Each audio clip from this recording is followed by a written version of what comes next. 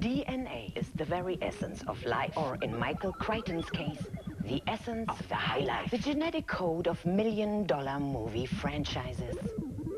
Before anyone considered a use for mosquitoes and amber, Crichton, a recent graduate from Harvard Medical School, had sold his first novel to the movies. This book had it all. Bugs from outer space, nuclear paranoia, secret military installations. And Crichton seemed to have the pulse of the American people. He was allowed to as a doctor. Hollywood rushed ahead with production, employing veteran Robert Wise, who'd not long finished that well-known sci-fi masterpiece, The Sound of Music. Crichton's novel idea is that what you don't know won't kill you, and what you can't see will. So when a satellite returns to Earth and brings with a life form that wipes out an entire town, it's up to a hand-picked group of scientists to bring this extraterrestrial virus under control. This is embryonic Crichton. Even at this early stage, you can see how easily dinosaurs would fit into his literary evolution. And maybe in 65 million years, we'll discover why he bothered writing The Lost World.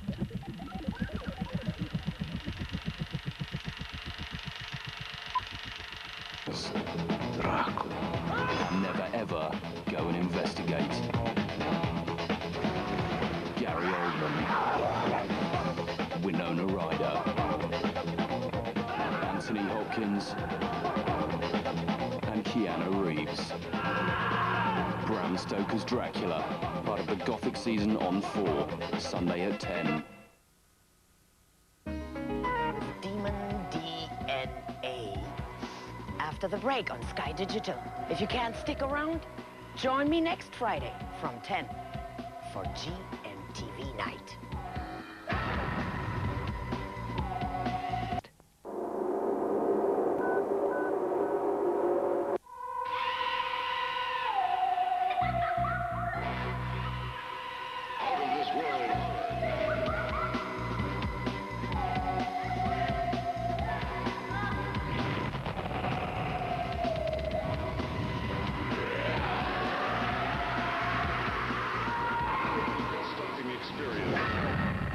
Humankind has always had a fascination with where it came from. But what about Demi Moore? Have you ever wondered which primal ooze she crawled out of? Well, at least all can be revealed. She came from a parasite. Before she started watching the Linda Hamilton workout video, she was scratching a living out of really poor 3D monster movies. Looking as American as apple pie and acting like a Girl Scout cookie, tasty but hard to swallow, she bumbles her way through this story like something really is sucking up to her. This is a post-apocalyptic world full of sickos and crazies, and they're just the ones behind the camera. Into this comes a mad scientist, national security agents, and new species of parasite. The film was shot in stereo vision, or low-budget 3D, which explains some of the tricky photography. The other film carrier to survive this cinematic baptism of fire was special effects guru Stan Winston. The definition of a parasite is something that lives off someone else or benefits at the expense of others. So we actually know what Demi is, as well as where she came from.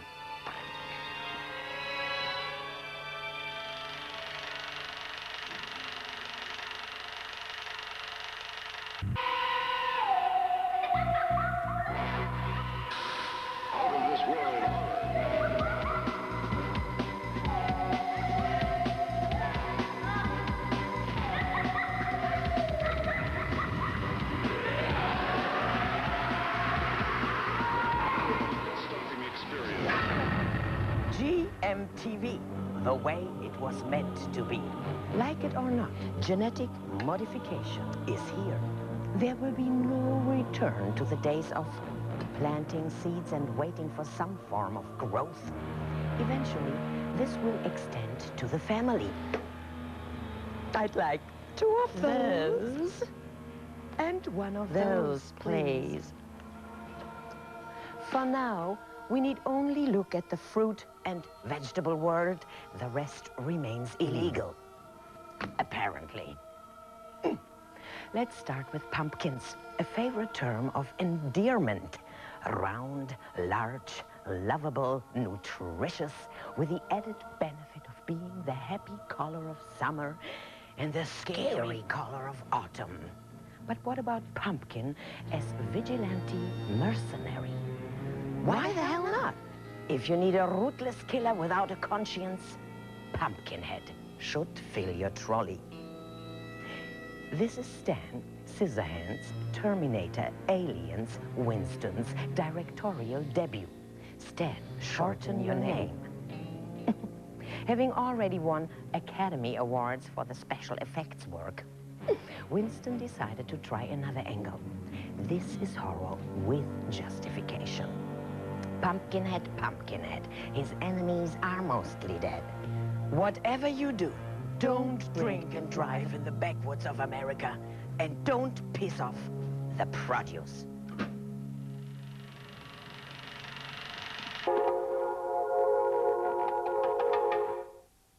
Sci-Fright continues with GMTV Night after the break on Sky Digital. If you can't stick around, join me next Friday from 10 for Bugger Tonight. Oh, your handicap is small.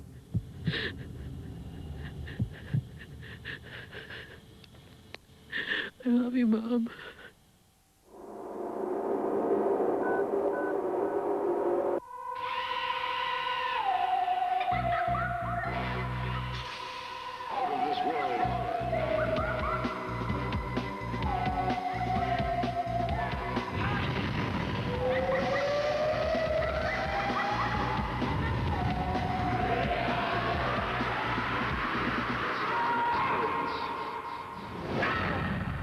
I don't know what the panic is about. This planet and probably others have been experiencing genetic modifications since the beginning of time. It's called evolution, or more commonly, mutation. We do like our freaks of nature. We've had attack of the 50-foot woman, attack of the giant horny gorilla, attack of the Mayan mummy, and now the cream of the crop, attack of the killer tomatoes. A spoof comedy horror made specifically to become a cult movie, and what's really scary is it did. The title tells it like it is. Attack of the Killer Tomatoes follows a no-hoper task force assigned to put a stop to the murderous salad favorites. There are some great moments in this totally off-the-wall production. The scenes in the advertising firm are the most poignant. What becomes obvious is just how much today's political agenda resembles a cult comedy horror from 1978. Wow. It is next.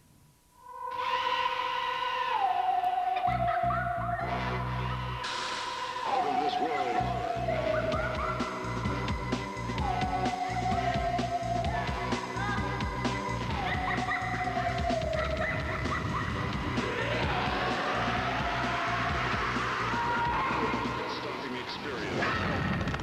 Every year, the insect population increases in size. Last year, it was as much as 4'7". If they grow any bigger, we're gonna have to call them mammals. Global warming has meant that many insects have mutated, attempting to modify themselves to their ever-changing environment. Just count the species: cockroaches, spiders, ants, flies, beetles. In fact, any group with Paul McCartney. It may be hard to tell them apart, but it's fun to pull them apart. Is killing them okay, or just insecticide? Evolution, which is great for dust mites, can be a bugger for humanity. Well, tonight the little mites bite. Come closer so you can catch ticks. Set on a summer camp, Ticks has all the classic horror cliches: the backwoods cabin, psychotic locals, mysterious scientists, adolescent sex, underage drinking, and of course, expendable kids. The stars of the film are the Ticks themselves. And all the money is up there on the screen. Really? And what starts out as a special effects movie soon ends up as a personal effects movie. This is Saturday night cabin fever, trapped in the wilderness many miles from help, with mutating wood ticks that get you under your skin. Based on an idea by Doug Beswick, ticks is deliverance with insects, and poses the question, what would happen if the slimiest creature in the world had you trapped in a confined space? Well, Dougie boy, I've visited singles bars and know exactly where you're coming from. For your information, the entire production was catered by Kay's Gourmet Catering. I can't help but wonder what they found in salads. Munch, munch. Burgers!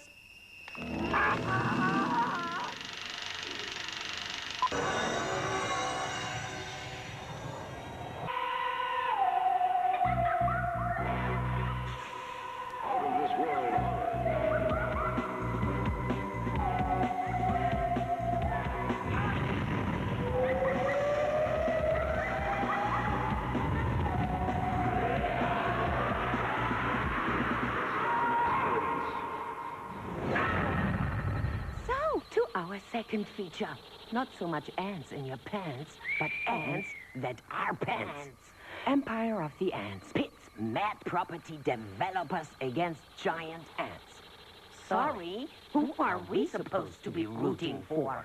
Before Hollywood made ants into something you'd find in Toys R Us, H.G. Wells saw them as a nightmare vision. Well, H.G., you old pessimist. Ants have got cuter.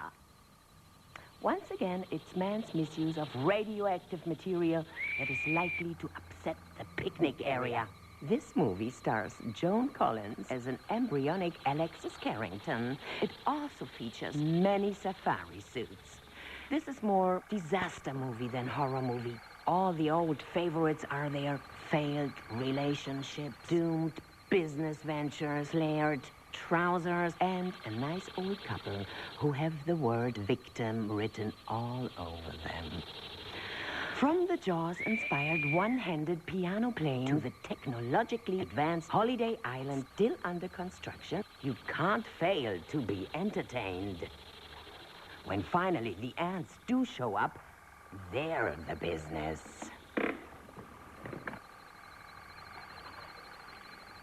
Not since the invention of the magnifying glass have ants seemed so big. Don't forget that this movie was made back in the days where computer graphics were only to be found in the imagination of children. Still, it's all good hokum and very entertaining, if only for Joan, not looking a day older than she looks today. And that, let me tell you, is a very special effect.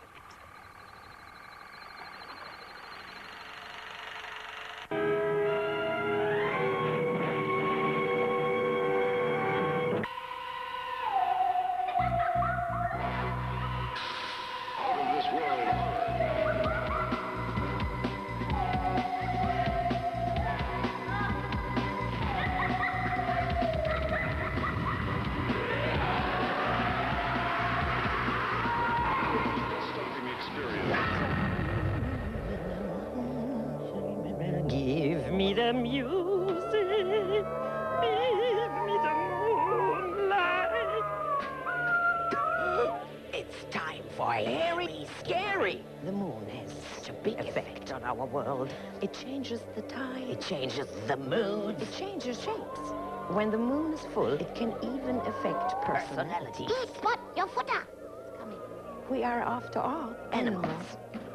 But feel the need to constantly repress that side of our personality, fighting off the primal urge to tear open the throat of someone who's just pushed in front of you in a queue. Not surprising, then, that the study of lycanthropy, the transformation of human into wolf, has grown year by year. Spotty, poodly, poodly, poo. Come eat. I had a friend called Wolf once. The legend of the werewolf dates back at least 1,000 years. at least as far back as the wolf whistle. But in an age of spiritual enlightenment, when it's groovy to recognize the other sides of your character, it's also good to be able to recognize a savage killer that will tear your throat open if you push past them in a queue. In tonight's first feature, The Howling, come into Dante's Inferno and experience the werewolf firsthand, or Paul, a protege of Roger Corman and a student of Spielberg. Joe started his career cutting trailers, and in 1978, he made his first feature, Piranha, a homage to Spielberg's Jaws. Piranha had been co-scripted with independent movie maker John Sayles, who teamed up again with Dante for The Howling. Sayles even plays the morgue attendant. The Howling is a genuinely scary werewolf movie, and it's often overlooked in favor of John Landy's American Werewolf in London, made a year later. Although many of the special transformation effects for werewolves were pioneered in The Howling, which used both Rick Baker and Rob Bottin. There's no lack of good humor in the movie, something that has been a Dante trademark since the beginning, and Joe even named some of his characters after famous horror movie makers such as Terence Fisher and Freddie Francis. With a cast of Dante regulars like Dick Miller and Kevin McCarthy, The Howling delivers exactly what you expect of a werewolf movie: animal attacks, big woods, and undercooked steaks. In an age where red meat is frowned upon, you'd be barking to think The Howling offers any vegetarian option.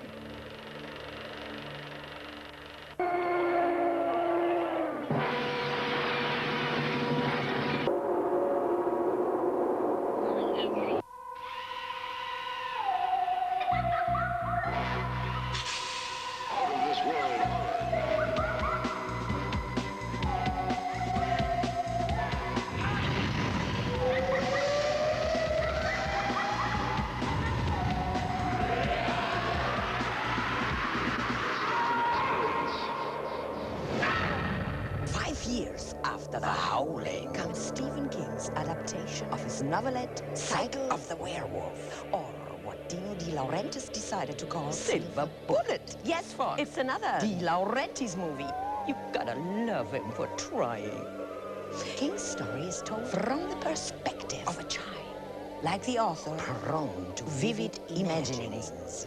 The central premise that a werewolf is gradually chewing its way through the population of a small town. Hey, Spot! Come here, Spot. Come here. Come to Mutti. Here, your favorite toy.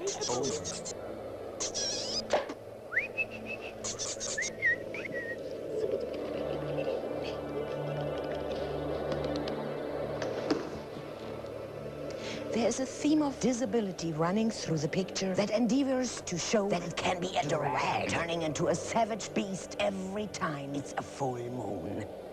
In a small town like Torker's Mill, the local moonshine really can be lethal. Silver Bullet stars Twin Peaks Everett McGill, tough guy Gary Busey, and ex-con Lawrence Tierney, better known for his role in Reservoir Dogs. He's obviously got a thing for canning movies. There's no great transformation scene in the movie because the gag here is you have to guess who the wolf man or woman is. Silver Bullet. A cozy way to spend a few hours, especially if the moon is out and you don't fancy a walk. Just like Spot.